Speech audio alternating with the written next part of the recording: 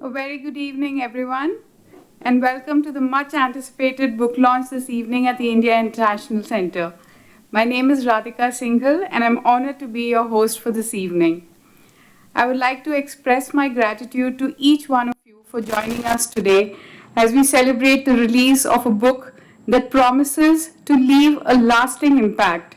Cinematic Reflections, Personal Thoughts of a Dormant Filmmaker by our beloved Dr. Punendu Ghosh. This book isn't just pages bound together, it's a journey through Indian cinema told by a dormant filmmaker, not a technical expert with hands on experience in filmmaking, but someone who has lived and breathed cinema. This is a storyteller who understands the soul of cinema beyond the lens, capturing its nuances and essence from a deeply personal perspective. From Kalu Kaka's home theatre to the Renaissance man to the music makers, each chapter invites you to wander down memory lane. It offers insights that stem not from the technical mastery of a filmmaker, but from the passion of someone whose heart beats for the magic of cinema. This book is a celebration of cinema, a tribute to the thoughts, emotions, and shared love we all have for Indian cinema in all its forms and colors. To celebrate the launch of this book, we have eminent guests with us today. Our first guest today is an accomplished filmmaker and educator with over 35 years of experience across film, television, and visual media. He has directed numerous projects, including the award winning film Leela in 2002 and several acclaimed shorts and television series. Trained at USC School of Cinematic Arts, he has worked in both Hollywood and Bollywood. He has also taught filmmaking at the Film and Television Institute of India, Whistling Woods International, and currently leads the Immersive Digital Environments program at Jindal Global University. He holds degrees in engineering and film. Ladies and gentlemen, please give a round of applause to welcome Mr. Somnath Sen, an acclaimed film director, writer, and lyricist. Mr. Sen, welcome and thank you for joining us today.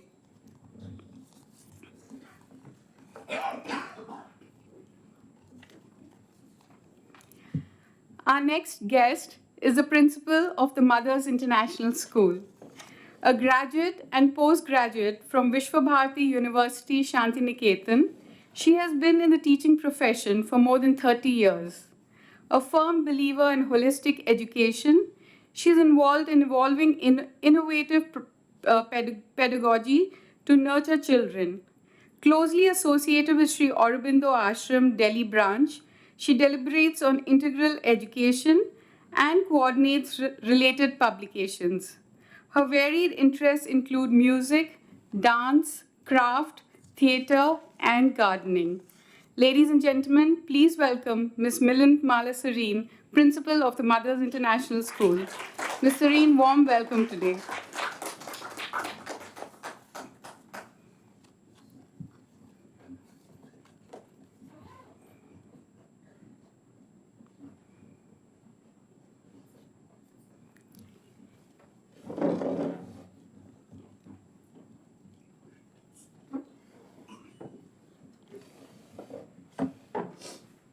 And now, ladies and gentlemen, the author of the book.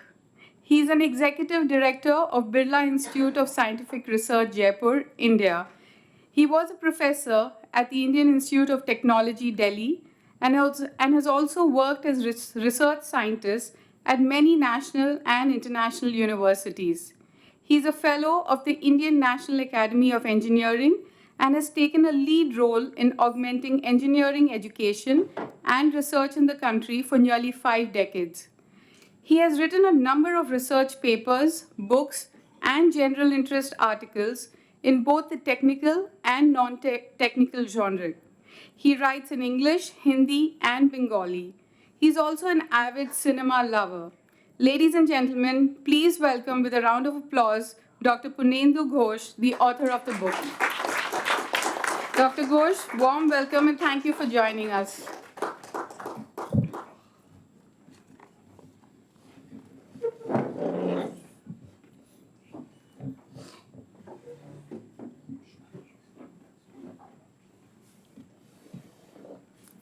I would now like to invite Mrs. Indrani Ghosh on the dais, please, to felicitate the guests. If I do it from here, it's okay? Yes, for sure.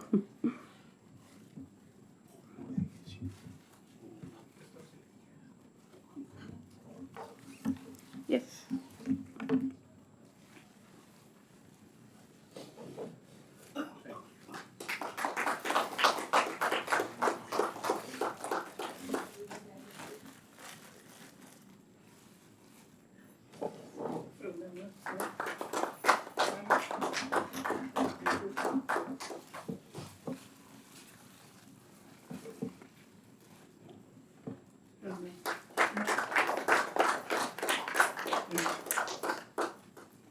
Thank you so much, Mrs. Ghosh, for doing the honors.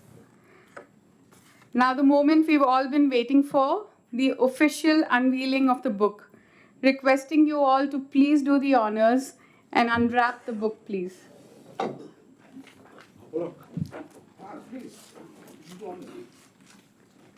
Ladies and gentlemen, let's give them a big round of applause.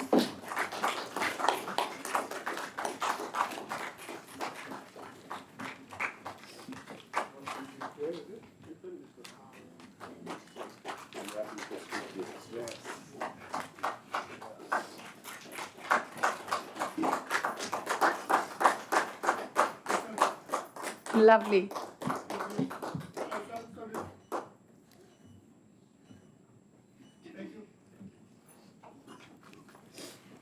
And now I would like to welcome our host and moderator for the panel discussion.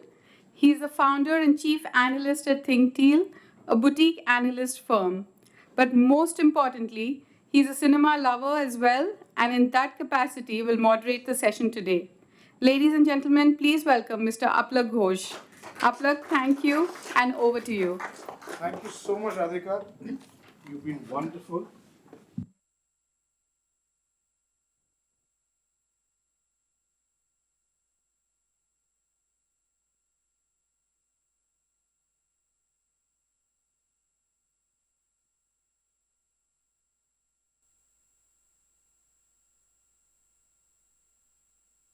पैसे दिए तो on करना चाहिए बताइए. Lovely. So, thank you so much.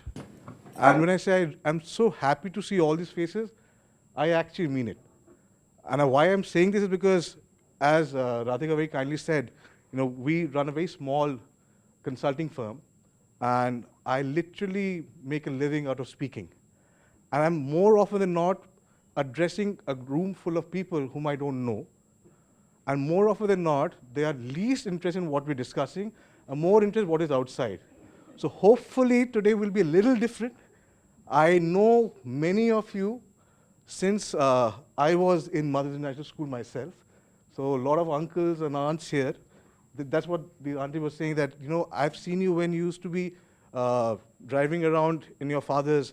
Back in those days, my father was one of the very few professors who used to drive a YesD. So he was this cool dude of IIT Delhi, that who used to drive the YesD at that point of time. So it's been a while since then. So, like I said, thank you so much. I'll now probably sit down and let the proceedings begin. Shomnadda, I'll call you Shomnadda, makes my job so much easier. Milandi, and while yes, Baba has many attributes, I think I have the luxury of calling him just Baba. So I'll address him as that. So thank you so much. So I'll start today's evening. I have it all here. So, and in fact, during the course of the evening, I'll share some of the small stories that I can probably share with all of you. So obviously, as Radhika mentioned, we all gathered to discuss the book, our shared love for cinema. That's obvious. But I just probably thought I'd start today's discussion with sharing something with all of you, which many of you may not know. today we live in the world of data. I mean, I'm using some references from our world because after all, like Radhika said, we run a analyst firm. So they say data is the new oil, and you have data and makes you more powerful, enriched, and so on and so forth. But you will not believe, when my father was in his school, he used to he used to have a compendium or a literally a big diary, which he used to store for every cinema that he used to go and watch. So whenever he used to go and watch, and he is the de facto standard first day, first show, first row cinema goer. You have to understand, right? The first day, first show, first row cinema goer. And he used to make notes of everything that he liked, disliked, and just notes of who's this. I mean, not just the actors and actresses who were already known, the cinematographer, the editor, so on and so forth. So, Baba, my first question to you, and I know you have told me not to ask too many questions to you because you have a very stellar panel, but I cannot do without asking questions to you. So I have to do the honors. So my first question is, today you've written a book on cinema, and I'd also like to share one thing because we have time. The biggest thing that I've got from my father are two things. One, he did not, though he's a professor, he never preached what I should do in life. He allowed me to live the way I wanted to, yet we never stopped discussing things in life. From a very early childhood to today, we discuss many things, but one thing which is closest to our heart is cinema. That is probably that common ground that gets us together, gets us going. We speak on so many facets of life through cinema. And we'll have the evening to discuss on that. Baba, you've written a book on cinema now. Can I ask you, why did you maintain the diary back in those days? But that is something that many of us don't do. Well, I know people keeping yearbooks, scrapbooks as they used to be. I mean, kids of 90s will know a concept scrapbook. Why did you maintain a diary, Baba, of cinema? Simple question.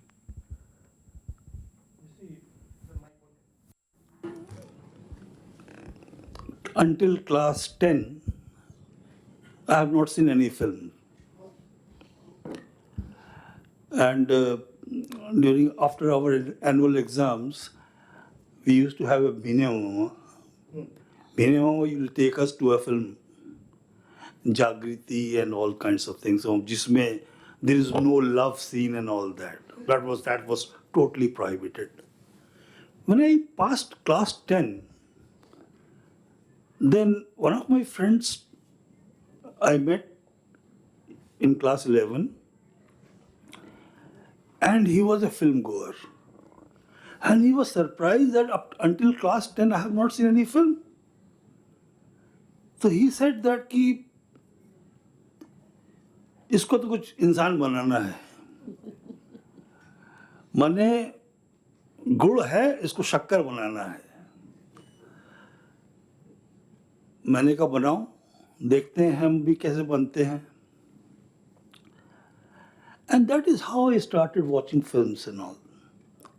And believe me, this book, I may have written anything.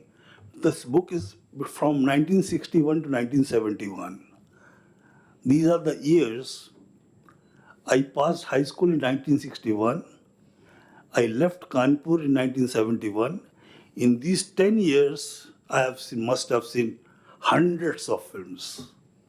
In these 10 years, I failed, I topped, I did everything. And everybody was blaming me. When I failed, everybody was blaming me. तुम इतनी फिल्में देखते हो इसलिए तुम fail हो गए. हमने कहा फिल्म को गाली न दो, हमको गाली दो, कहो कि तुम नहीं पढ़ते थे. मेरी माँ ने कहा जिस दिन तुम्हारे दिमाग में ये बात घुस जाएगी कि तुम्हें कुछ बनना है तो दुनिया भी देखेगी. मुझे पता नहीं कि कैसा लगा कि यार मेरी माँ को मेरे बारे में मुझसे ज़्यादा कैसे पता है. माँ ने कहा ये तो माँ ही जानती है, उत्तर मैंने तुम्हें नहीं दूंगी. I started watching films.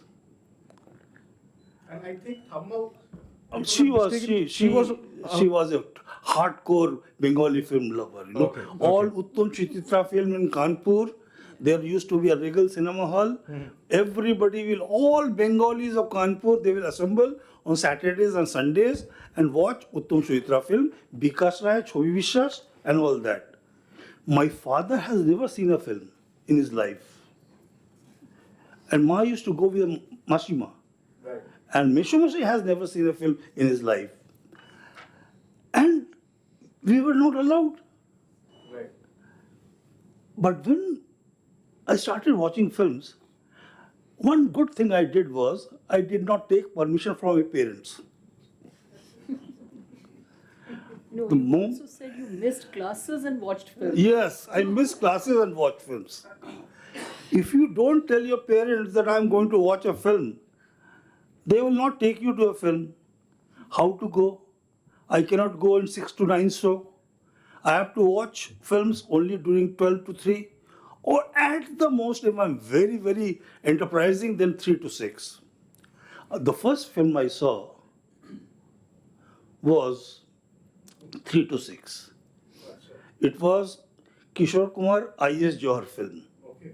Okay. And चले गए सिनेमा हॉल देखने. And we went to a cinema hall called Delight, Okay. which was almost 10 kilometers from my home. Quite a distance. Quite a distance. Why did you choose that place? Because घर वाले कोई आएंगे नहीं यहाँ पर. और station के पीछे कोने में एक सिनेमा हॉल था, उसमें हम लोग चले गए. 5 बजने वाला था. मेरा Palpitation. पैल्पिटेशन बढ़ गया. हमने कहा बर्बाद हो गए, अब क्या होगा. अब तो हमको घर में घुसने नहीं दिया जाएगा. Right. And I told my friend that यार मुझे बहुत डर लग रहा है. हाँ. हाँ. तुम क्यों? हमने कहा घर जाना है यार. वो घर कैसे बताएंगे इतनी देर में कैसे आ रहे हैं. उन्हें कुछ नहीं होता है. मैंने कहा नहीं, मैं नहीं रखूँगा. मैं बाहर चला गया. एंड बिलीव मी, उसने मेरे लिए इतना सेक्रीफाइस किया उस दिन. He left the cinema. We left the cinema, we came back. While cycling back, we were thinking, ये घर में जाके अब डंडे पड़ेंगे, ये होगा. घर पहुंचा, घर वालों ने इसको ऑब्जर्व तक नहीं किया कि मैं देर से पहुंचा हूँ. तो इसको आपको बड़ा बढ़ावा बड़ा मिला, अनुभव, बताइए. हाँ? बढ़ावा मिला इससे. बढ़ावा मिला. उसके बाद मैंने कहा माता पिता हर समय आंखें बंद करके रहते हैं, हम उनकी आंखों को खुलने ना दे भैया. देखते रहो, देखते रहो, देखते रहो. देखता चला गया मैं, फिल्में देखता चला गया. एक दिन मुझे पता चला फिल्मों का भार इतना ज़्यादा होता है कि तुम फेल भी हो सकते हो. मैं फेल हो गया. बताइए. उसके बाद तो अब इतनी सब घटनाएं तुम्हारे जीवन में हो रही हैं, जी. तुम डायरी नहीं लिखोगे. Right. हाँ, तो सोशल मीडिया था नहीं. कहीं तो you have documented something Yes. somewhere. घर वालों से बात नहीं कर सकते, हम फिल्म देख के आए हैं. किसी को तो बताना पड़ेगा. Great point. I think that's a beautiful point. Where you had to share this with someone. Yes. So you decided to share with yourself. Yes, yes. Beautiful. And you know what? I have been one of your first critics and probably readers of books, not today, for now 20, 25 years. Your style of writing is always meant for your own reading. You first keep yourself as a reader and then you think of others. Baba, thank you so much. Milady, I'll come to you now. Okay. Baba gave very humorous anecdotes of how he has now it's a very questionable way of going to movies by bunking school. Now you are in a capacity of a principal here. I don't know how you will circumvent this hard question, but you've had a very illustrious career. You've been an educationist. You've been from Shantiniketan. You imbibe, you understand culture, movies, cinema, music, so on and so forth. Do you somewhere feel, because cinema, for a country of our size, this is that one thing that ties all of us together, right? Do you think cinema has been a tool for change, or can it be a tool for change as an educationist or otherwise? What is your perspective to this? Thank you, Apalak, for that question. But before we come to tool of change, can cinema be the tool of change? I think we need to reflect on the kind of impact cinema has in our lives. It's a part of our growing up.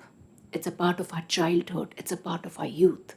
It's a part of every experience, every milestone we cross.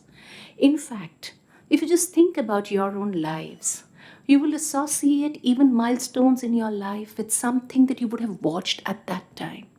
And how this becomes like a reference point. The movies become reference points for us. That's the kind of impact that movies have on us in our lives. It's very interesting when my students come back and tell me, I watched this film when I was in class 5, and now again I watched it when I'm in class 9. It appeals to me differently. So, for each one of us, when I say the movies are milestones and reference points, they also help us understand how we've grown, how we've matured, what we have learned, meanwhile, what is the wisdom we've gathered, and how our perspective of the world has changed while we were growing up. That is how movies are important. Movies are multi layered. Film, cinema, it's multi layered. Each one of us going to a movie hall, watching a movie, each one of us will have a different takeaway. One might just focus on the music, one might just focus on the colors there, one might just focus on the characters there or the plot there. And there would also be people who would be focusing on each of these things in their own ways. So, when we talk about movies, it's about the impact it leaves, how it helps us grow up, how it helps us expand our perspective, our understanding, and thereby helps us to mature as well. So that's with that as an impact. What Apalak said, can it be an agent of change? It is an agent of change in each individual's life. You asked me if it can be an agent of change. Probably you had the social perspective in mind. If it's changing individuals, then definitely the ripples would be felt even in society. A lot depends on the kind of movie.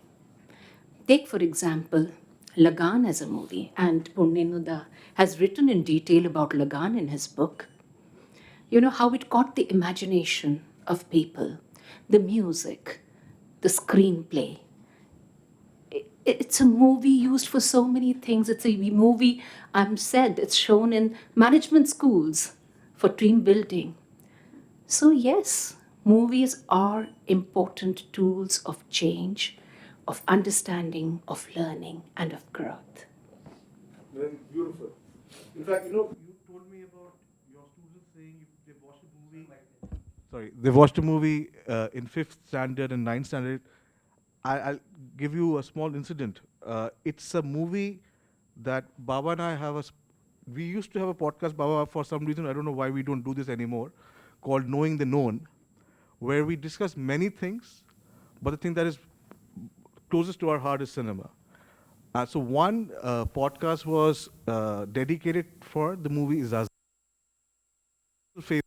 for both of us. And I remember watching this movie when I was in 6th standard. We were in Germany back in those days. I watched it in a VHS cassette.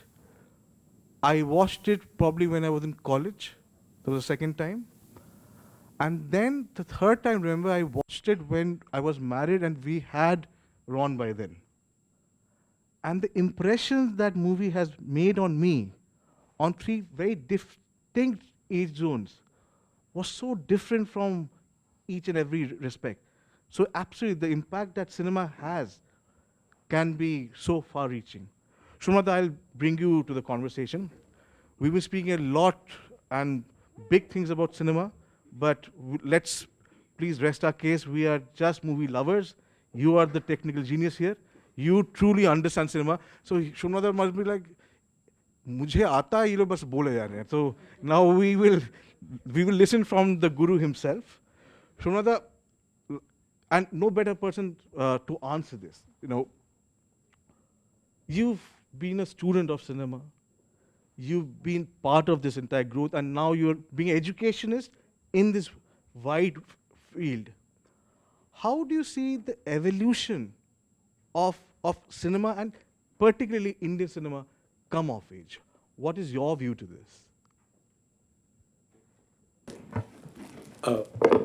Am I audible? Yeah. Actually, Apollo, before I answer your question, Dr. Ghosh, let me join you in what you did, ran away from school and watch movies. Because going to a cinema, हम picture देखने जाते हैं, TV हमारे घर पे आता है.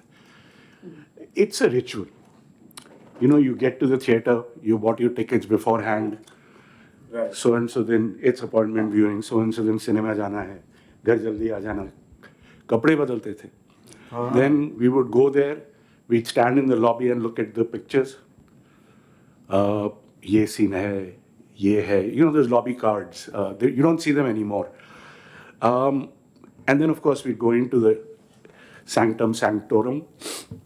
The lights would dim, and the curtains open dramatically, and the movie would start. And it was like darshan.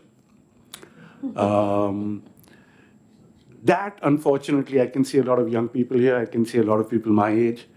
That, unfortunately, I don't think happens so much with the youth anymore. So much so that, you talked about Kallu Mama ki dukaan, Kallu Kaka ki ka home theater.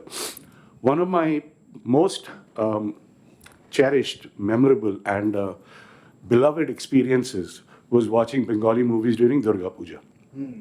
Very true.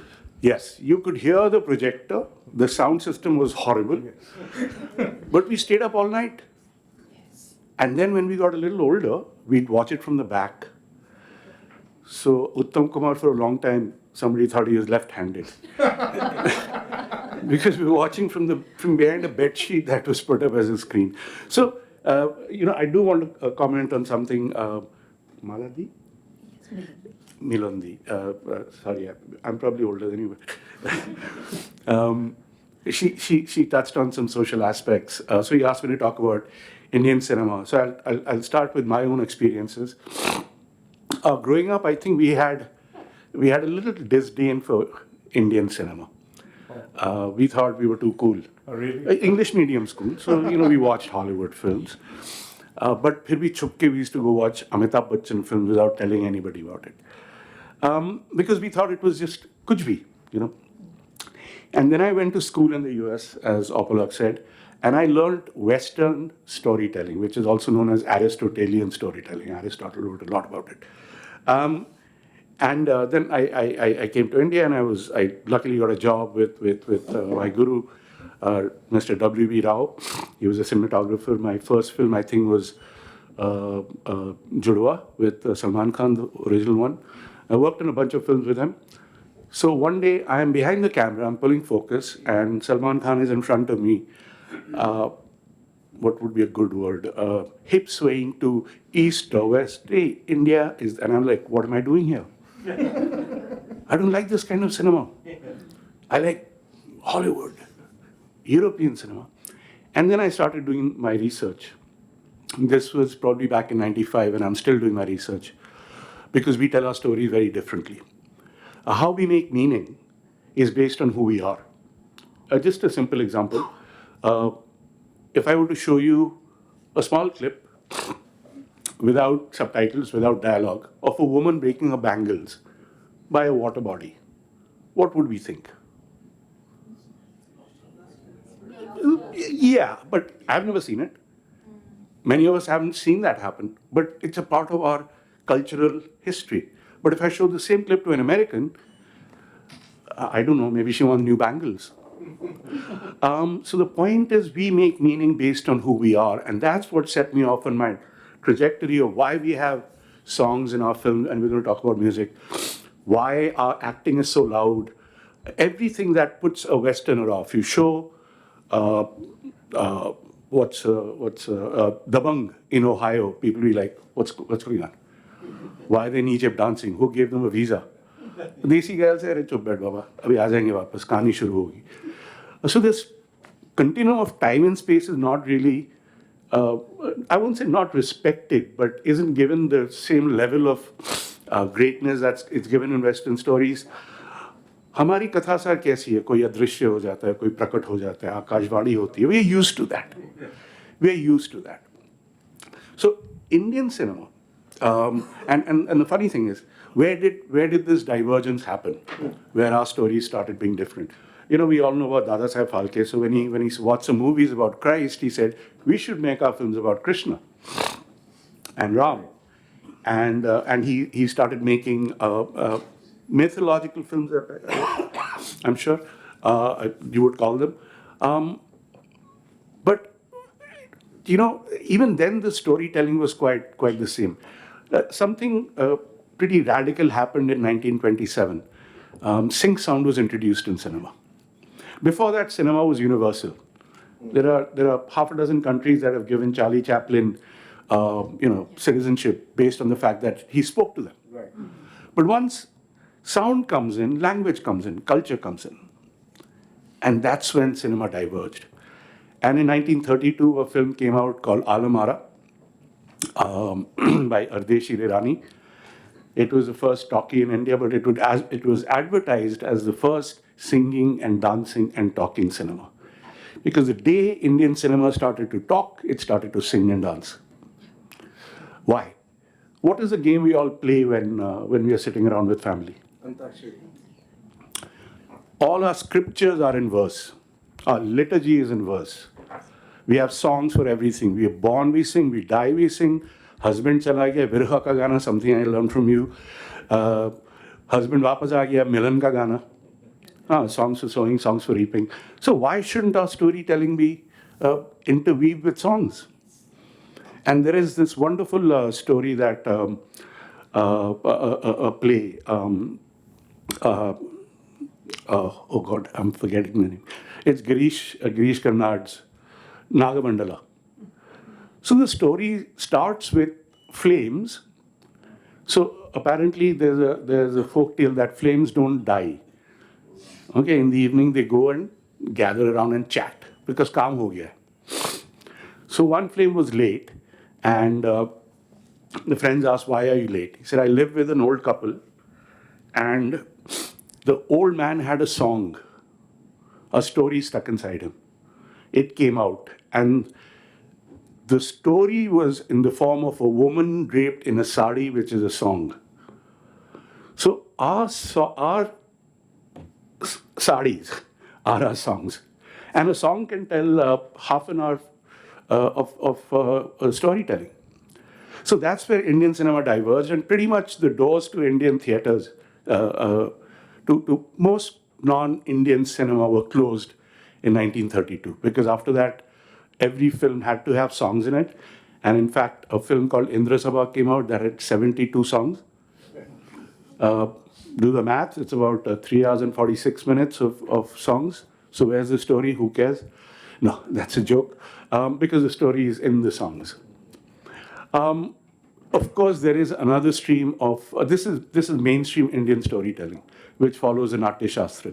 The Natya Shastra says that a good story should evoke all Navras in the audience. All right? Which is why our storytelling is multi-genre.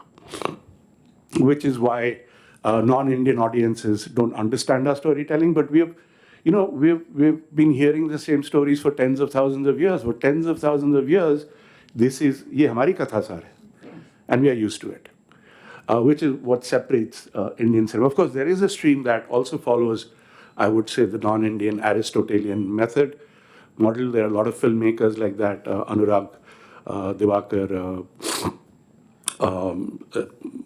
Mr. Ray, Satyajit Ray. But then he also made Gopika and Bhagavan. So he knows our traditions of storytelling. It's not that he disdained it. Sumit, I don't know if that. One question, like I said. I don't know if I answered your question. You've answered in more beautiful ways than I could have possibly imagined. Tell me something, when you think of music, and you were so honest when you said, right, that there was this disdain for Indian cinema because you were so cool and you watched Western cinema, Yeah. right? And I'm ashamed of it now.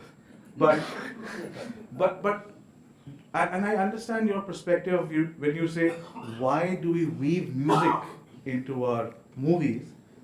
Do you also feel, this is probably the way I look at it, and correct me if I'm wrong, there is no research based this, is we are a country which is a big country in terms of population.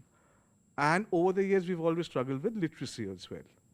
But now comes a medium, which has to appeal to a broad section of society to make it commercially viable, right? Now, when cinema has to be commercially viable, the easiest way to do that is to make it entertaining. And the entertainment comes in through music and dance.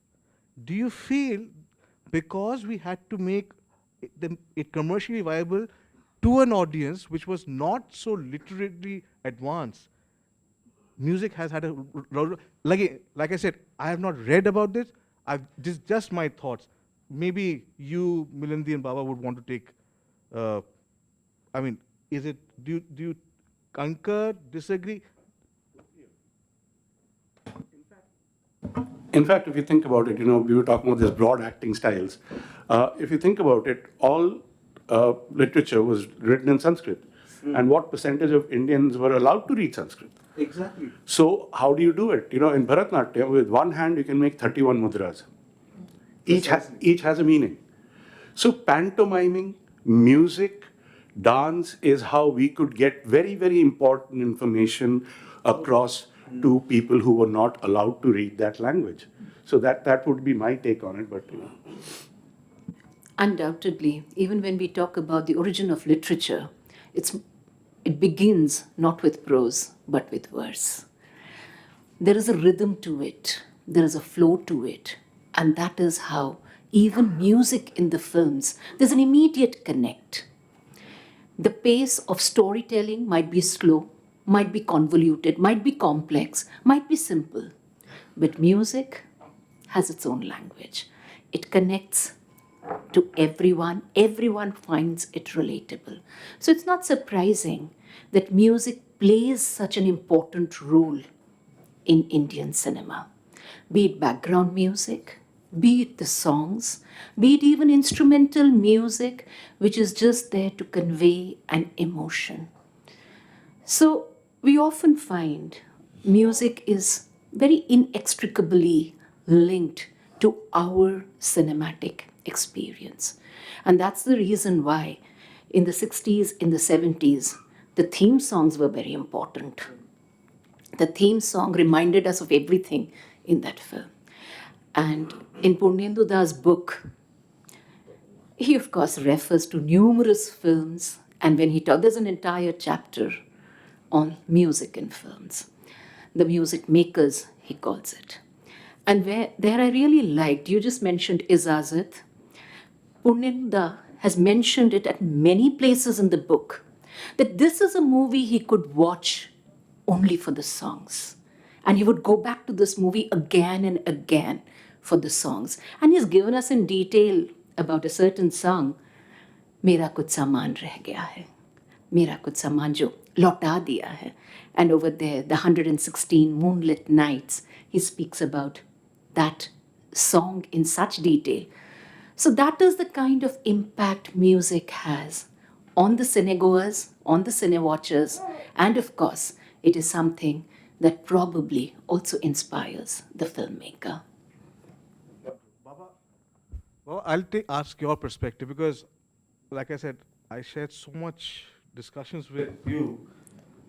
When we speak about your love for cinema, I think it begins with two prominent stars who were known for their dashing style and impeccable music in the cinema. I'm talking about none other than Devanand and Shami Kapoor. Right? They were gifted with absolutely amazing music in the cinema.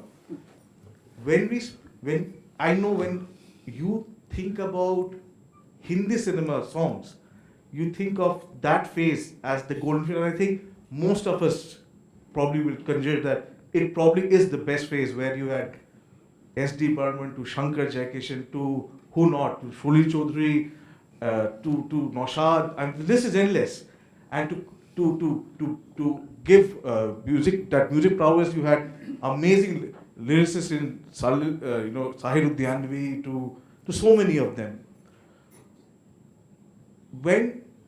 What is that? I mean, does that phase take you down a completely different phase of your life? The music, because I know now your understanding of cinema probably is very different. Because I'll come to a point when you started watching Shotridray, which is probably a more serious cinema maker.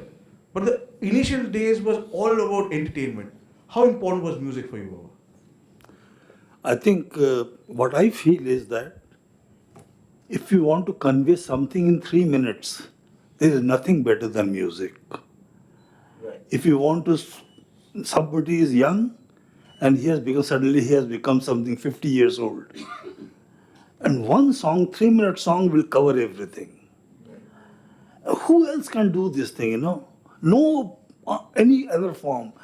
And if you have Kishore Kumar, Mohammad Rafi, Mukesh, Manna Dey, S.D. Burman, Salil Chaudhary, Hemanto Mukhopadhyay, what do you want? I mean, when I think of music, I think of Dil De Ke Dekho Time, 1960. And in Dil De Ke Dekho, the first, Usha Khanna was the music director. She was 19 years old.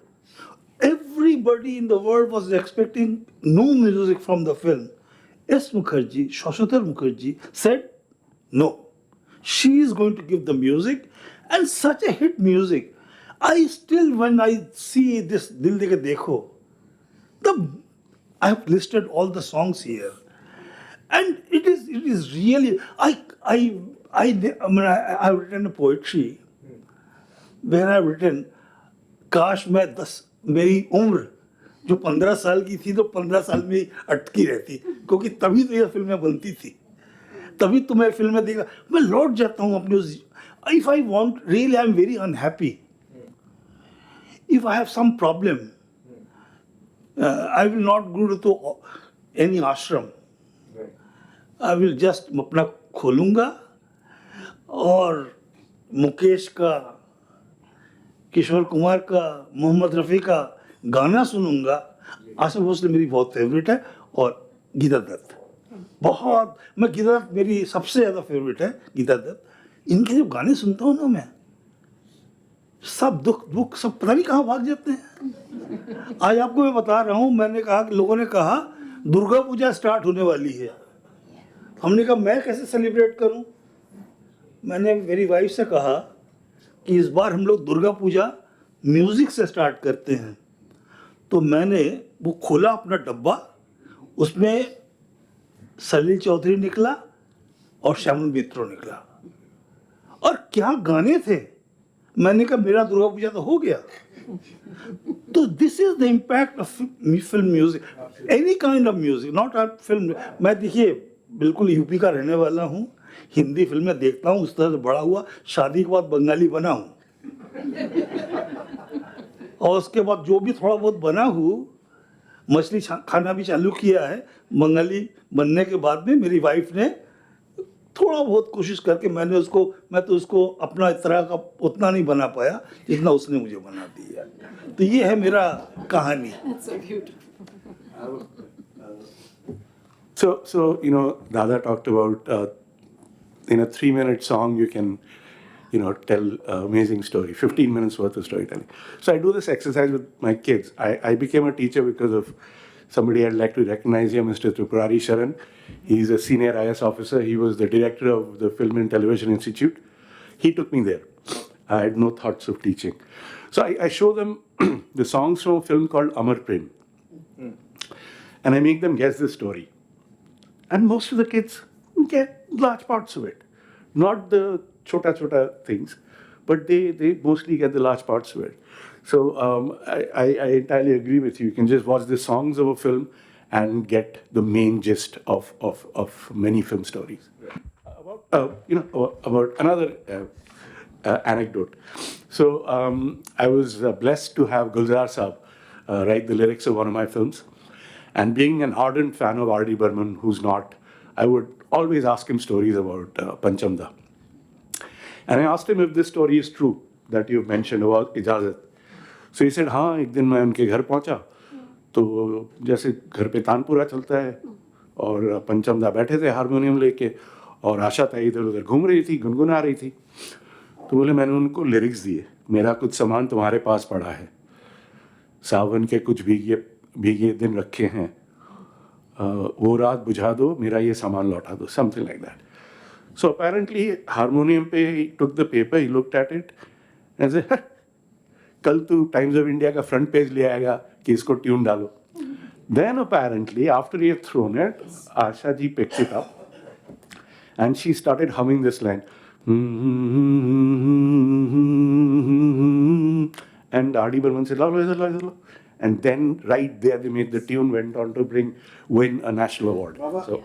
मैं बोलूँगा इसके बारे में क्योंकि Baba will not like to share this with audience like this, but I'm your permission because we've been speaking of Gulzar Saab.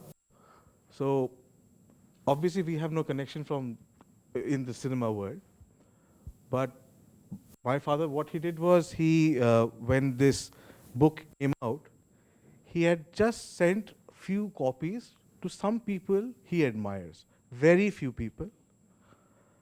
And one day he receives a call when he was in Kolkata, and it was 5th of September was the book launch in Kolkata. He got this call on the 4th of September, and there was a very solid baritone asking, "क्या मैं घोष साहब से बात कर सकता हूँ?" And he said yes. And on the other line was Gulzar Saab. So Gulzar Saab को पिताजी ने किताब भेजी थी. And this man who is now 89 has read the book, and he called Baba and he said, Dr. Ghosh, I am amazed because you're an engineer, but your understanding that is a very fascinating. And my father could not believe that it was Gulzar Saab who was talking to him. Unbelievable. हम कहाँ working करते? Well, if somebody says मैं अमिताभ बच्चन बोल रहा हूँ तो मैं रख ही दूँगा phone. तो यही हुआ था. तो he got the call, and why I'm sharing this also, because it's Gulzar Saab. Obviously we फरस अगर हमें छू ले हम धन्य मानेंगे अपने आप को. So I am very fortunate to write the foreword of this book. Baba allowed me to write this. So Gulzar Saab told my father कि आपके बेटे ने जो forward लिखा आपके बारे में, उससे मुझे बॉस्की की याद आ गई. Bosky is what he calls his daughter, मेघना गुलजार, कि बॉस्की ने मेरे बारे में लिखा जब उसने मेरी किताब आई थी. So a validation from Gulzar Saab about my father means a lot to my father, I guess. And the only validation that means anything to me in my life is my father's. So the fact that he allowed me to write the foreword, and the fact that Gulzar, so I think somewhere it's serendipity. We were just fortunate, and so, like I said, thanks to Baba's book, we got Milandi, we got Shomnadda, and we got this amazing conversation on. So I just thought, Baba, I'll share this small, because I don't know, probably you would have never shared this with anyone. It just happened on one short call on 4th of September. 5th of September, sorry. Yes. Because it was a teacher's day. Yes. I told him that आपने बड़े अच्छे दिन telephone किया. You asked teachers day, शिक्षक दिवस. बोले रे साहब, हम लोग क्या हैं? शिक्षक तो आप लोग हैं. जी. हम लोग तो एक मोटा चश्मा पहन लेते हैं, सफेद कपड़े पहन लेते हैं, अपने आप को कहने लग जाते बड़े बड़े लोग हैं. और जब उन्होंने मुझसे बात किया ना, आई थिंक मेरे जीवन में मैंने कुछ कॉम्प्लीमेंट्स हैं जो मैंने इकट्ठा करके रखे हुए हैं. 3-4 कॉम्प्लीमेंट्स हैं जिसको मेरे ज़्यादातर टीचर्स ने दिया है मुझे, ये एक आउटसाइडर ने मुझे ये कॉम्प्लीमेंट दिया ना, तो मैंने कहा आज मेरा जीवन इस किताब को लिखने में तो सफल हो गया।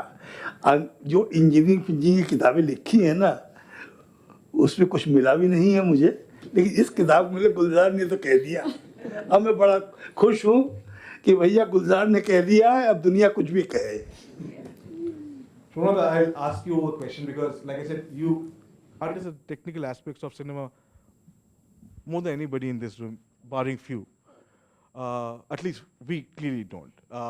See, there's one part of Indian cinema which over the years has got more recognition, which is the story, the screenplay, right? It is usually said that screenplay is the hero of the. Do you feel Indian cinema has got its due as far as screenplay goes, and where do you see this going forward? Because I think globally it is an extremely important aspect of cinema. What is your take on this?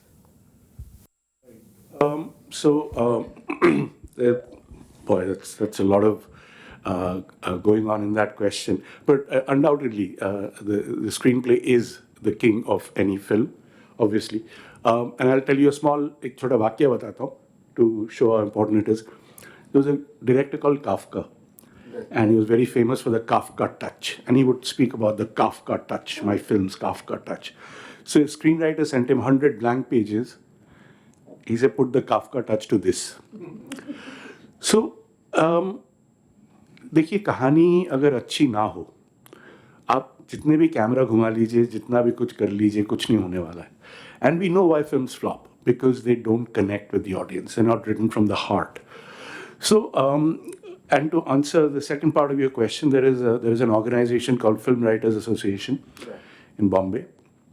So Anjum Rajabali, he's a screenwriter of Rajniti Vagera, all of a lot of films he's written. He is now, I think, the secretary. He's worked very hard to get writers at you. Oh, wonderful.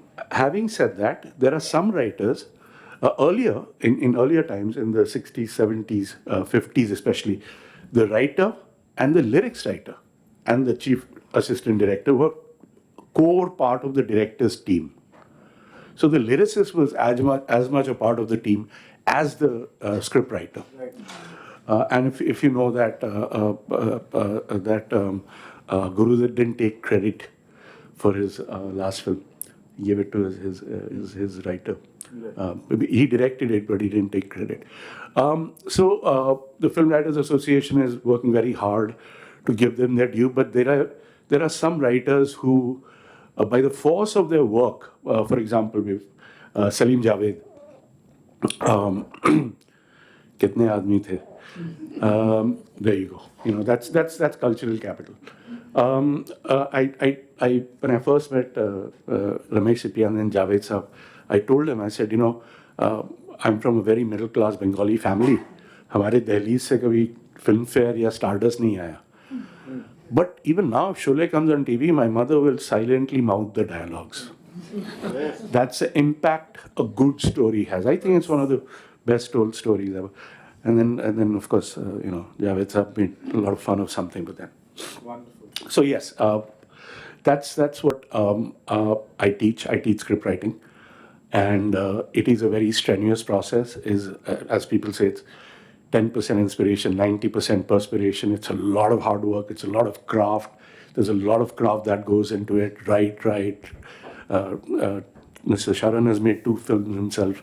He knows the pain of filling 100 pages with stuff. But once you've written, you're hooked. Then you just keep writing. Wonderful. Milady, I'll ask you the next question. Okay. Before you ask any question, there's something I was very eager to share. Yeah, please. We just heard about what Gulzarji said.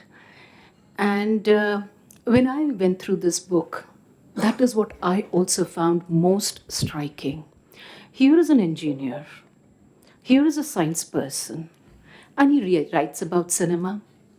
Not only does he write about cinema, the kind of aesthetic sensibility he displays he has not acquired them in his labs. That we know. His love for music, his understanding of music, and also the little trivia that he shares through this book. I would like to read out certain portions of the book. He writes, of course, there's a scientific structure in how he writes. What he begins with, he concludes every chapter with that. When he talks about the music makers, he traces his journey of his love for music, and he says it all began with Amin Sayani's Geetmala. Every Wednesday, 8 p.m., how he would go to a neighbor's place and hear the songs. And he again ends the chapter with that. He brings us back to that. That is the only place and part where I felt, yes, it is a scientist's mind. The trivia he shares, he takes us through a journey of different singers, different lyricists, different filmmakers, and how they've picturized those songs. The kind of detail he gives is absolutely astounding. There is a chapter on Satyajit Ray. He writes about the actors in Satyajit Ray's films. He writes about the storyline of Satyajit Ray's films. He writes even about how the posters were designed. I remember Charulata's poster, just one brush stroke on handmade paper. So those are little details that he gives. That is what makes this book, while he calls it cinematic reflections, and we know it's a reflective journey, but it's much, much more than that. It's almost like a reference book of cinema. The chapter on Satyajit Ray, I found that very interesting. He mentions what Chidanand Dasgupta had written about Satyajit Ray and how Satyajit Ray responded to the criticism of Chidanand Dasgupta. It doesn't end over there. He also adds over there what Chidanand Dasgupta's daughter Aparna Sen had to say about that remark. Now, this kind of detailing, this kind of detailed information, it makes it absolutely evident. He didn't just watch films. He went deep into it, almost like his scientific explorations. He went so deep into it that he's able to give us all the trivia associated with different aspects of filmmaking. Another thing I have found very interesting in the book is, again, I refer to the chapter on music makers, the manner in which he captures the times. And one line that stayed with me is 1947, two big things happened because Lata Mangeshkar started singing. So he kind of joins, correlates, brings together different events that were taking place in India, in society, and how it kind of helped, aided, and enriched his understanding and appreciation of movies. I just loved the line where he said that one song of Rosie in Guide captures her entire journey as a dancer. One song in Guide, it captures the yearnings of a woman, the beginning of feminism in India. So that is how he correlates. आज फिर जीने की तमन्ना है, आज फिर मरने का इरादा है. And he gives us those lines in this book and how he links it with what is happening, the changes that are taking place in society, the changes that are taking place in the minds, in the social landscape of the country. That is something really, really amazing. Kudos to you. A scientist and engineer could write about movies in such detail, and it makes such an interesting read. It's a book that many people will refer to and will enjoy Indian movies, old Indian movies, more for what they have read in this book. So, Milandi, my question which I wanted to ask. Actually, it's a question which I want to open to all the three of you. We understand what movie means to Indians, right? It is literally everybody says cinema and cricket are worshipped in India and so on and so forth. But because it is worshipped in its full glory, is there a sense of, ethical obligation that a filmmaker has towards his audience? Shramada, Milandi, I mean, like I said, no right and wrong answers here, but I know it's a tough one, especially for Shramada to put, maybe because you are a filmmaker yourself.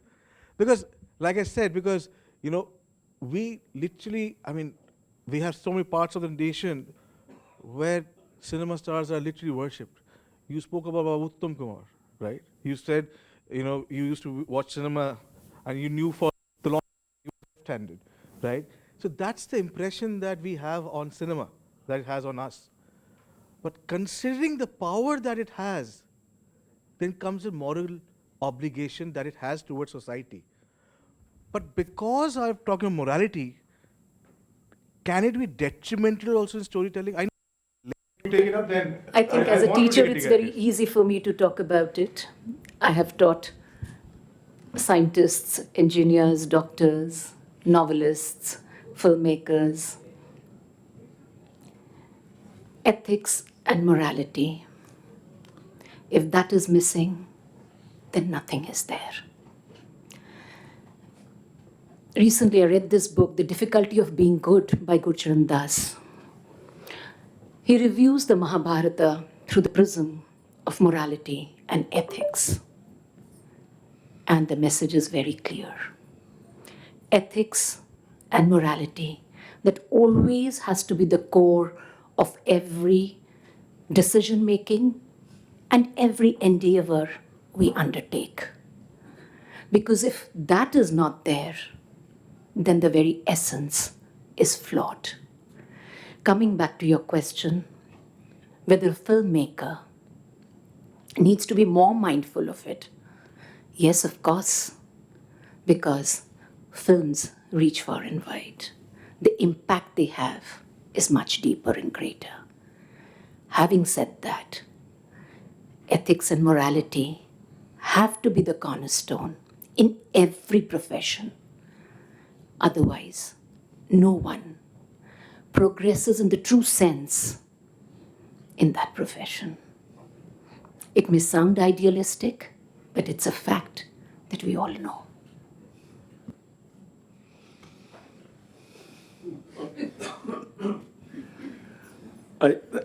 Very, very tough question, very layered question. Of course, everybody has a duty to society. But then, the question is, does art follow society or does society follow art? What I show in my films, where did I get that from? I'm just like anybody else. I'm a member of society. There's a Gusharan, talking about Gusharan Das, the difficulty of being good. Nobody wakes up in the morning and says, I'm a bad person. I'm going to rape, loot, pillage. We justify everything we do. So unfortunately, a lot of people think the words protagonist and antagonist stand for good and bad. Actually, there's a Greek word called agon, which means an argument.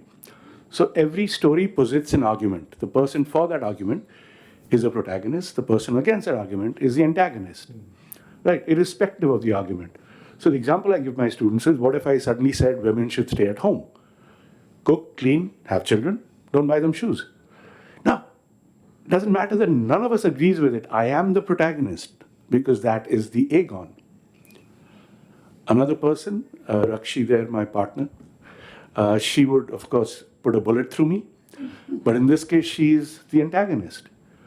Can you see the Ramayana from Ravan's point of view? Can you see the Mahabharata from the Kaurav's point of view? Of course, there is a Kamba Ramayana there, of course.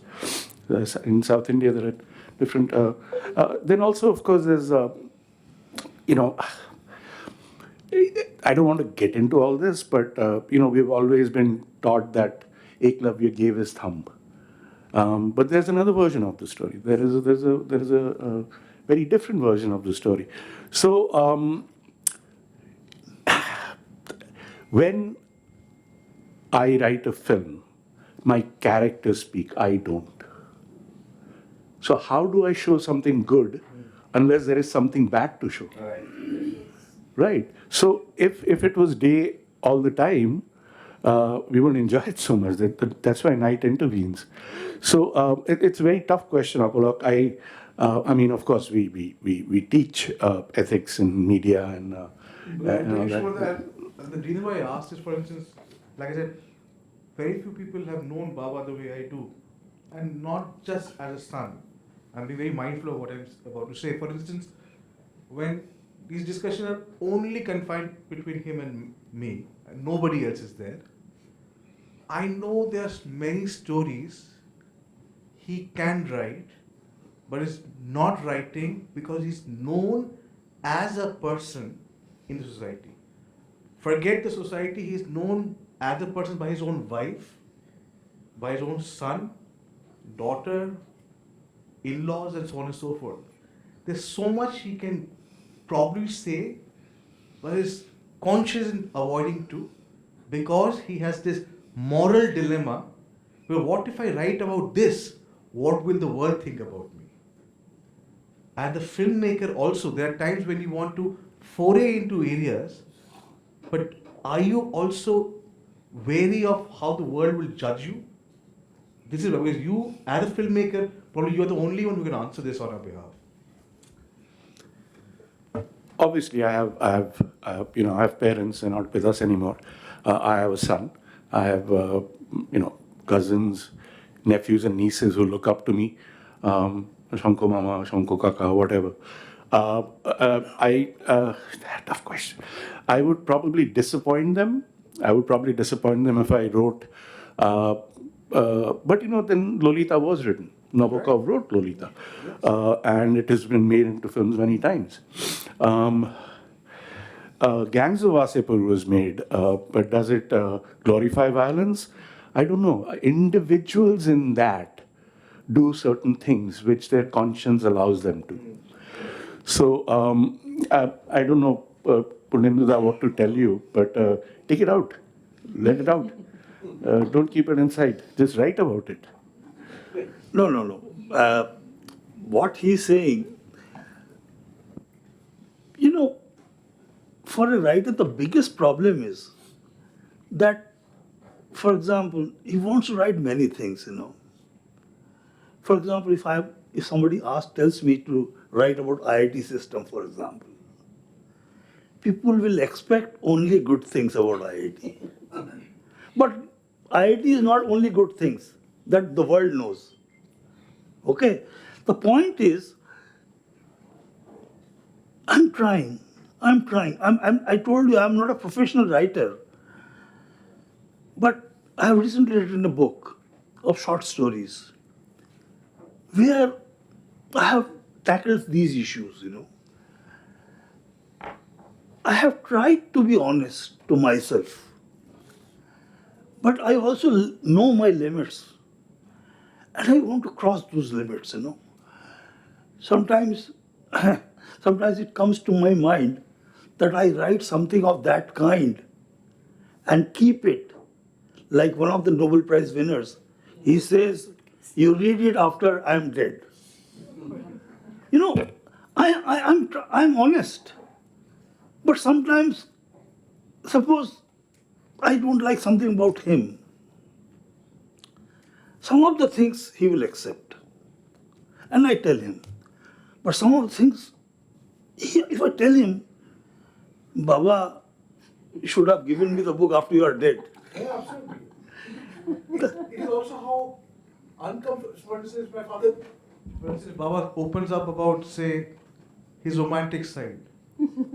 I may not be able to accept it because he's the Adarsh Purush to me. So at times, that is what I was probably, alluding to. So there was a story I read long time ago. My cousin had this textbook called The Republic by Plato. One of the stories is about the invisibility cloak. If there was an invisibility cloak, would we still remain moral and ethical? if nobody found out. So that's the one. Yeah. If nobody found out that I steal or I rob or I kill, would I still not rob, kill, or whatever? So I'm not answering your question. I'm going around in circles. But I'm loving whatever you're saying, and I hope so is everyone here. So, okay, Baba, again, one aspect of, and I'm sure for all those who will eventually read the book, you covered mostly Indian cinema, right? And that is something that you like. And by Indian cinema, I'm referring mostly to Hindi cinema and Bangla, right? Bangla movies, forays, again, lot to which Uttari, right? And eventually few filmmakers post that. Maybe Tapun Sinha, Meera Sen, Gautam Ghosh, and Ritu Bondo, and so on and so forth. Brilliant filmmakers, right? But what are some of, and while there are divergent films, and we all have our own genres, right? Some like movies related to human emotions, some like horror cinema, mysteries, romantic cinema, and so on. But globally, there are some unique areas which have universal elements to them. Which what do you think? Because while our Indian cinema may be different from say Western cinema, there is some universality at the end of it all. What are some of those core 2-3 pillars that you see which binds us together as humanity as far as cinema viewing goes? You see, the title of my book is Dormant Filmmaker. Right. If I was not a professor, I would have been a filmmaker, mainly script writing. One of the stories I wrote, which my son likes it very much, is the story of a father who could not get into IIT. But he wants his son should get into IIT. And that is the struggle. His father leaves his wife, his mother, and everybody whose only ambition in life is that my son should get into IIT. And this is the struggle I wrote. And the day he got admission in IIT, he could not sleep the whole night. He was just sitting in his room. And then suddenly he felt that he should really do the cycling, the whole campus. And then he was coming back. His father also was thinking, this is my son's first day in a hostel. How you must be doing? His father comes. Naturally, in my mind was IIT Kanpur. 10 kilometers. So, Baba, and both of them, Baba, first father comes and he sees his son is not there in the room. He is worried. And by then he sees his son. He says, Baba, his father is asking his son, where were you? But Baba, I was just roaming the campus and all that. And then the sun was rising. That day, the father saw two suns. One was rising and one was rising. If I'm a Dormant film, if I ever make a film, I would like to make this kind of films. I have written all stories like that. They are partly based on my experience. Mostly, I don't know why I can't imagine too much. So these are all stories which I have experienced in different forms. And this is the kind of thing I would like. For example, you read this story, you have recorded it for me.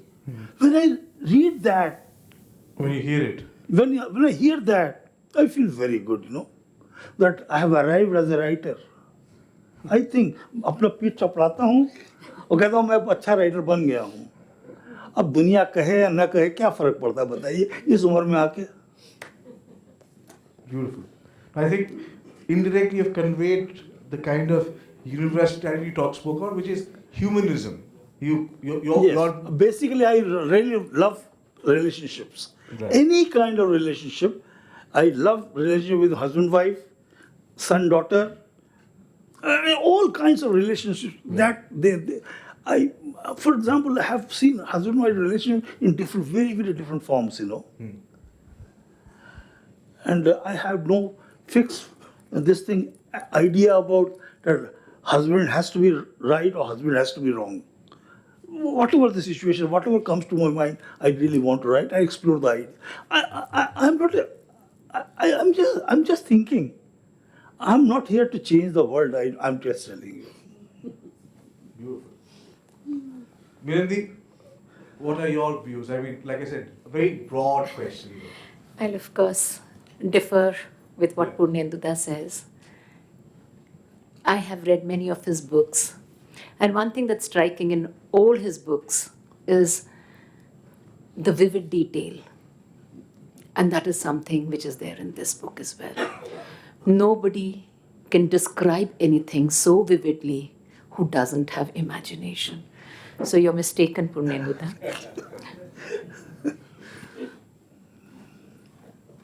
You know, another thing Punenduda, this book did for me was, you know, when I lived in Bombay, obviously, that was my Karam Bhumi. I was in the middle of cinema, but coming to Delhi, I've got a little distant. He reminded me of a lot of people who, you know, I'm here because of them. They were the path breakers. For example, you write about Nabendu Ghosh. Not many people remember him now, but Nabendu Ghosh was a giant of cinema. If you've watched a movie called Tisri Kasam, he wrote the script of that. Among many other things. He also taught at FTII. Of course, I never met him, but his son is a good friend of mine. So Shivankoda was telling me the story about Tisri Kasam. Apparently, Nabendu Babu got a call in the middle of the night from Raj Kapoor कि दादा आ जाइए. He said, रात को 9:30, 10 बज गए, मैं तो अभी खाना खा के सोने वाला था. Nabendu Babu didn't drink. So नहीं आप आइए, बहुत मसला बहुत गंभीर है. So car was sent. He used to live in Malad East. They went to Chembur, which is quite a distance. Raj Kapoor Sahab was sitting with his bottle of scotch and his distributors. Everybody was drinking. And the distributor said, we are a little worried about the ending. The hero-heroine should get together. So Nabendu Babu said, कि ऐसा कैसे हो सकता है? काफी देर बात चली कर. Because this is Phanishwar Nath Renu's book. Everybody knows it. So finally, Raj Kapoor was quite neutral apparently. Then Nabendu Babu got up and said, ठीक है, मैं ending change कर देता हूँ, लेकिन इस फिल्म को आप तीसरी कसम नहीं कह सकते फिर. Because the last कसम he took is कि मैं किसी कंपनी वाले को, वो सब पढ़ के मुझे बहुत याद आया. Thank you for doing that. बहुत मुझे इसलिए याद है ये बात, जब मैंने कानपुर में ये फिल्म देखी थी, तीसरी कसम, हॉल में 3 लोग बैठे थे और मैंने जो फिल्म देखी तो मैं फिल्म खत्म हुई और मैं वहीं बैठा रहा. Mahindra was there. यस मैं वहीं बैठा रहा महेंद्र. फिर मैंने कहा यार अब तो मुझे निकलना है. मैं जब निकल के आया तो मुझे सबसे पहले ये लगा, इस आदमी ने जितनी मन से इस फिल्म को बनाया है उसको कितना धक्का लगेगा जब इस yes he passed away. And उसका इन लोगों का क्या होता है ना, मैं जैसे बलराज साहनी, शैलेंद्र, ये लोग जो मन से करते थे, सब जो भी करते थे. बलराज साहनी ने जो सीन दिया था उसमें गर्म हवा में और उसकी लड़की की डेथ हो जाती है और सच में उसकी लड़की की डेथ हो जाती है, उसके बाद उसने ये सीन दिया था. एंड दैट जस्ट इमेजिन, उसके लड़की का डेथ हो गया है एंड वो अपना जा रहा है वहाँ पर और उस डायरेक्टर कह रहा है तुम्हें ऐसा करना है और कर रहा है. मुझे लगा कि they are actors and that is why my most favourite chapter in this book is my interview with a film star. I look at a film star very differently. My adorsho is Soumitra Chattopadhyay. And I have, if Someone can be a mixture of Soumitra Chattopadhyay, Balraj Sahni, and Irfan Khan. That is my ideal of a film star. I know that this is not possible, but there is nothing wrong in imagination, even if I am poor. But Dada, you said that you don't have imagination, but this, and you said that you write from your own experiences. Most artists are autobiographical, at least at the beginning. And I remember my father was in Ames, and we were worried about him. I had a feeling that he might not survive. I was in film school, and my direction teacher told me, "Som, when you go there, observe carefully." And Dil Pe Patthar Rakh Ke, I've written that scene, what I came back to. But that's what we are. We are all an amalgam of experiences, and that's where we draw from to tell stories. I opened this forum now for some questions from the audience. I had many questions, but I'm just conscious of the time. I know we don't have the entire evening to ask. We do have the evening, through Adda going forward outside this venue, and I'll probably reserve two last questions for the panel. But before I do that, I don't want to keep the last to the audience at the very end when we're literally jostling for time and we're looking at the hot chola bhatura being served. I don't want to do that, please. So, any questions you have, please feel free to ask. If you don't, that is also a testimony how boring this discussion was. So now I'll put pressure on all of you. So if you have any questions, we'll be more than happy to take it now. Yes, Pradisha.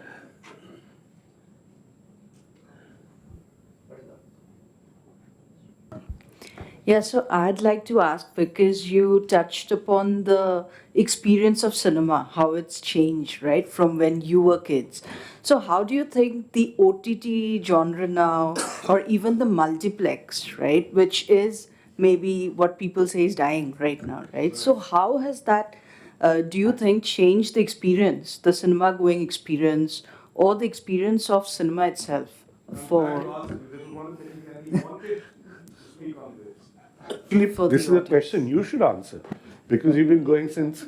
Look, when cinema came along, people said theatre is going to die. Theatre's still around. So I have faith. I have faith because, as I said, going to the cinema is a ritual. And, India makes the most movies in the world. And these are legit movies that go through the Film Certification Board, 2000 odd in 11 languages. We're a high volume, low value industry. We don't make a lot of money. But the impact Indian cinema has on Indians is unmatched anywhere. I lived outside of India. I lived in the US for many, many years. They have very many avenues of entertainment. But in every village, you'll find a truck that comes maybe once a week, and they put up a bed sheet, and with the sound of the projector going, they watch movies. I came back from the US once, and I was traveling to Meerut or somewhere, I can't remember. And I suddenly noticed all the kids have hair like this. A film called Tere Naam had come out. That is the influence cinema has on us Indians. Yes. So I doubt that, look, we live in Delhi. But if you go to, say, Andhra Pradesh, Telugu cinema, everyone there goes to the theater and watches 3-4 times. There's hardly any piracy in the South because, that culture is still alive. How long it'll stay alive, I don't know. But I have faith that cinema going will remain a ritual. So. Because I think, Pradisha, is a great question. I'll tell you because I think what you say, because movie viewing is a very personal experience, yet a very communal experience. But I don't know how many of us have ever gone to a cinema hall all by themselves. You may have, but it's sporadic. You may have gone to a restaurant eating all by yourself, and many things you do on your own.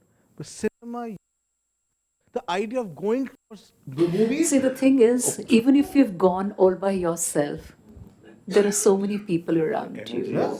The energy of the people, the responses of the people, the laughter at the right moment, the comic timing there, everything. that impacts the whole experience, which is missing at home. So I tell my students, I used to take them, there's a theatre called Maratha Mandir near Bombay Central. Even today, I think, one show a week, they show Dilwale Dulhaniya Le Jayenge, or one show a day. So I used to take my students for that because many of them had never been to a single screen theatre. And I encouraged them to watch the same film alone. And they would come back and report it's a different film I saw. When my first film premiered, by the time you finish a film, you've watched it 400 times, all the jokes are boring, stale, and you wonder who wrote this, pardon my French, crap. So I asked my producer friend, I said, why do people make their second film? पहला तो मैं समझ गया, you get very excited, I'm a filmmaker, I'm going to make a film. He said, you'll find out soon, because my film was going to play in Toronto at a festival. And Raju Patel is not with us, he was there with us. And I remember sitting in that audience, and even I got caught up watching the film, but I was mostly keeping an eye on what's going on. And when they laugh at the right time, or especially when they're quiet at the right time, that's when you say, I have to go back and do this again. You get addicted to it. Right. So that experience you cannot have at home. And the other thing that bothers me about today's generation, I suppose, is a film is supposed to be seen in its entirety, not in bits and pieces. And my wife gets pissed off at me because she says, 2 घंटे की film ये तो 4 घंटे लगाता है, rewind करता है, फिर से देखता है, rewind करता है, फिर से देखता है. But being a film student ruined to some extent my enjoyment of cinema. But then, you put that aside. The first time you watch a movie, you don't analyze. You let it. It's a very visceral experience. It's not like a book that you can put aside, think about it, go back, go forward. Cinema is here and now. So we write in present continuous tense. And you experience it with your whole body, which is why energies mingle inside a theatre. So. Can I say something in Hindi? You choose the language you wish to go. I'm only, is your book. I can only speak in Hindi. So what I'm trying to tell you is this, कि हर आदमी के अंदर ना थोड़ा बहुत आवारापन नहीं हुआ तो आदमी नहीं है भैया, थोड़ा बहुत आवारापन होना चाहिए. और बहुत एक सती सावित्री की तरह या पुरुषोत्तम राम की तरह बने हुए हैं, उससे कोई जिंदगी नहीं चलती. थोड़ी जिंदगी में तो अपना कुछ लाओ, चाहे वो फिल्म हो चाहे कुछ भी हो. तुम्हारा प्रोफेशन तो है, उसके साथ साथ. और my personal experience is that I have learned a lot from films in my, and I have quoted them here. For example, when I was doing this, since my background is chemical engineering and biotechnology, I was doing the evolution, life, and all these things in management. And what I did was in one of the chapters, that I introduced biology in filmmaking. It comes, cut and paste technology, recombinant, and all kinds of things. You people are sitting here. And I introduced them. Crisp editing, CRISPR, Cas9, all these things I have included in this book. Now, you might be thinking that why in a film book all these things are coming? But actually they are coming, not that I was deliberately putting, they were coming in my mind. And I found a very good kind of a correspondence between these two areas. And they are coming. So I think it's very, very important that what people say, the multidisciplinary approach to education is extremely, extremely important. So, Dada, I think we all relate the cinema to what we do in our lives. For many years, I was a software engineer, so I used to write code. And when I went to film school, to me, editing was just another name for software development. You start with an idea and come up with something tangible. So I did relate that, but I guess I'm the luckiest person in this room. I get paid to watch movies, so try beating that. Lovely. I shared the experience, and of course, As Shomendra said, watching a film together in the movie theater, comic timing, laughing together, even intense moments in movies. Grief is extremely personal, and yet, when you're in a theater and you can hear the sniffles and the deafening silence there, you're all united together there. As a teacher, I know when I go to the class, when I talk about movies, last year around this time, Oppenheimer came into the theater. And I teach class 12. They're supposed to study every day. They have their coaching classes as well. But we decided, we watched the movie. Monday, only thing we are going to do during the class is discuss Oppenheimer. That is probably why, and again, my father says this, he runs a school in Jaipur. If to his principal in Jaipur, if the model school, he modeled that on MIS, probably because you speak about Oppenheimer on a Monday morning. Very few people or schools even think of doing. Good. Radhika, I think it's time that you take it up because otherwise we've taken so much of their time, there is no end to this. Yes, yes. Okay, Radhika, one last question. And one final question. Okay. This is not a question. I must stand because this side we are all his students. We studied 40 years back. We all studied in IIT. So I must stand and speak. Thank you, thank you, thank you, thank you. And I don't know how many of you have read. When I was a kid, I come from eastern side. So there was a story we used to taught this village school teacher. I don't know. And in those days, in a village, when a school teacher come, he knows everything. Not only teaching, he knows everything. कहीं telegram आएगा, newspaper में क्या आएगा, anything a villager want to do, he will go to a teacher. So for all of us, we sitting, हमारे लिए हमारी sir कुछ भी कर सकते हैं. अभी पिक्चर लिखा है, कल अगर वो रोल भी करेंगे, will not be surprised. And tell you, we are all so blessed. We are all studied 40 years back when there are only 4. मैंने तुमको फिल्म नहीं पढ़ाई थी लेकिन. नहीं सर, हम जितने पढ़ा अभी भी पढ़ा रहे. I am fortunate. I have read all his books. I am one of the fortunate who he has gifted me most of his book. But this is from our student side. हमारे लिए हमारी सारी है काफी है.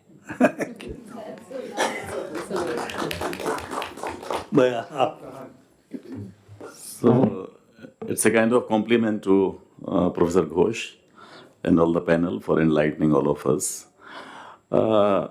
Just on a personal note, or is basically I am a scientist, but I also studied in FTII also, Film and TV Institute, how to make films for a while. I also acted in a Bollywood film. Sir, I was there in 2009. 2009. Tripurari Saranji was the director at that point of time. You did the film appreciation course. Film appreciation course. Okay. Yes, sir. Yes, sir. 2009. I 2009 or 8, I don't remember exactly. If it was 8, I had taught you then. Yeah. Tripurari Saranji was the director. And eventually he became DG Doordarshan and he appointed me as ADG Doordarshan. So I also worked in Doordarshan and I have the honor of establishing Kisan TV channel. So in that way, I am quietly connected with Professor Ghosh's endeavor that he had brought out very well. From my childhood, I have been a kind of a child who doesn't go for films, always interested in scientific experiments or something like that. And still, I am of that kind. I live near PVR Anupam for last 25 years or so. But in this span of time, I watched only 2 or 3 movies with my wife. But youngsters, my children, they want to go almost every week or something like that. So just in that background, what is good or what is bad, I don't know. Professor Ghosh said he failed because he was watching movies. or I said I failed because I did not study. did not study. Same. Correct. Thank you. Yeah, you told me. You told me. Yeah. I also failed because I was very much interested in scientific experiments. So doing that, not concentrating on my syllabus. Although I won number of awards, but could not concentrate on my syllabus, so I failed. Mr. Jawahar Sirkar, you know, IAS, very famous person, yeah. He was my boss in Doordarshan, as well as Tripurari Saranji. He writes somewhere, he also failed. He mentions that he was a rowdy kind of person in the beginning. And subsequently he became IAS or he got all the laurels after. So just saying that still I am a very simple person who doesn't smoke, doesn't drink, doesn't watch movie, and also excelled in my professional area.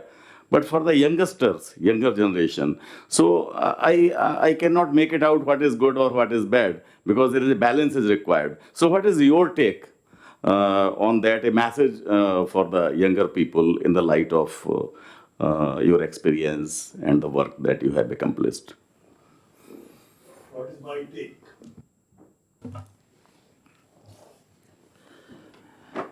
You see, in my Context of morality, we were discussing. yes, in my classroom, I have no scope for teaching morality. My subject is very different, and morality in a very different sense.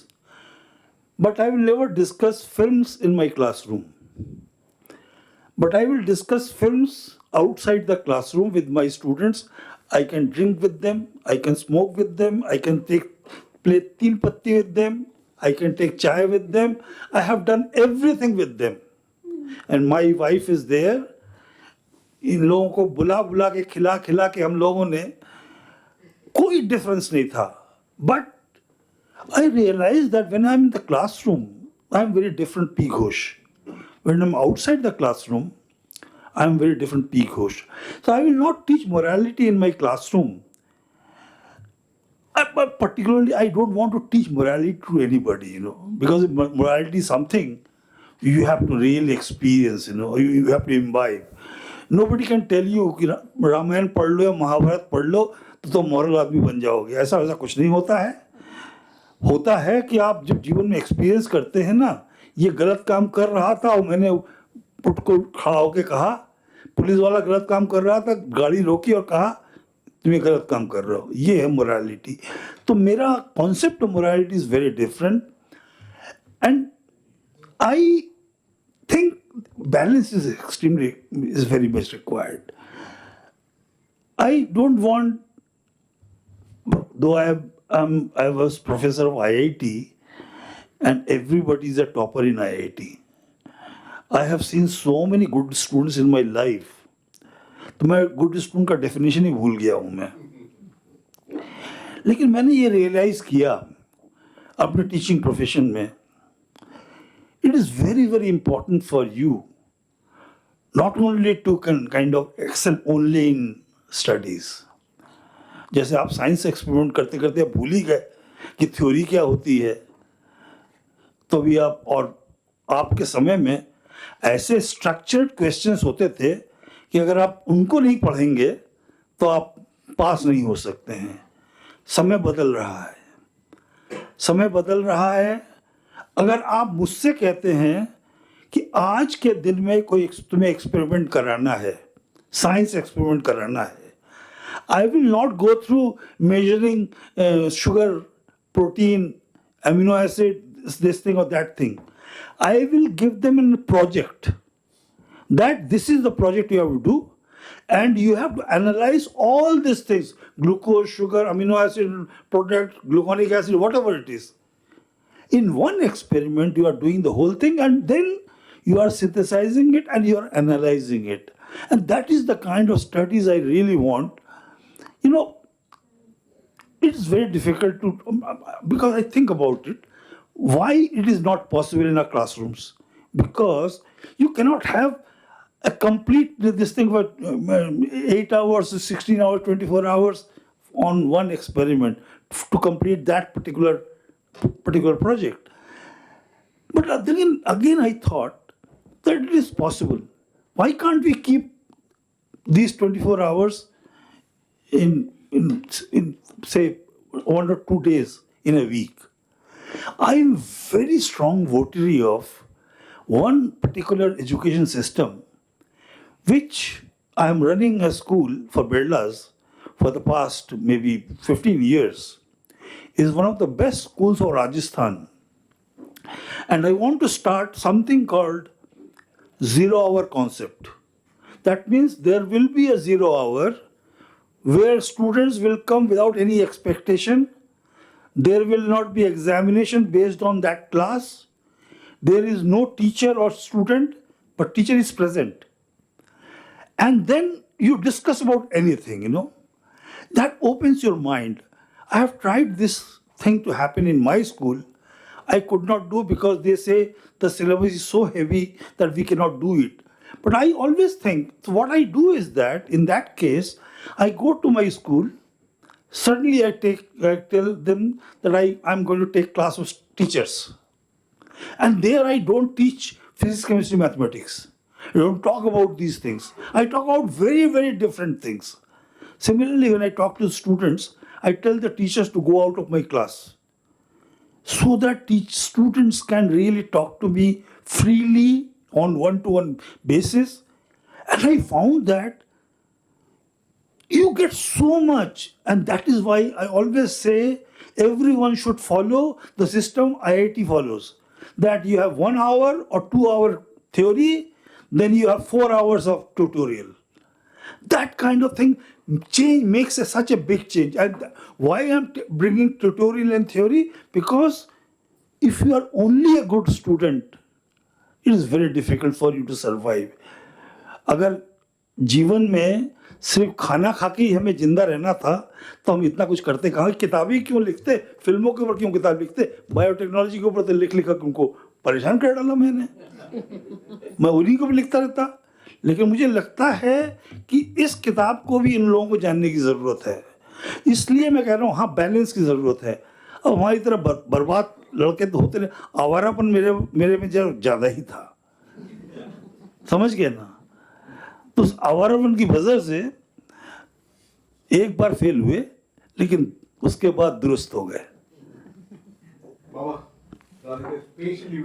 Oh sorry, खूब sorry, very sorry.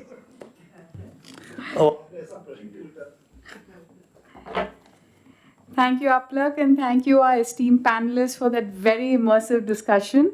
And before we proceed, we would like to felicitate our panelists. So, Aplak, I'll request you to please do the honors. I'll do that.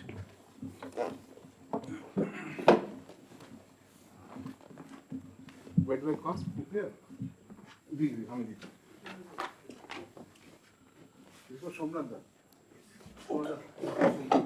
Thank you so much. Yes. Thank you. Very awkward now. Yes. Okay. Thank you. We get out of the way first. You Andy? Thank you so much.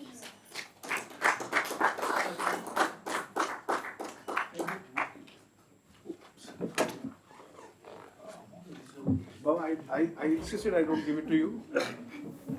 Amit insisted that you could get it. I don't know why. I'm also give it to me.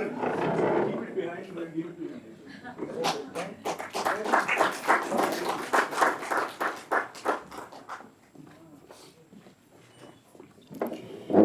I would like to thank you all once again for being here.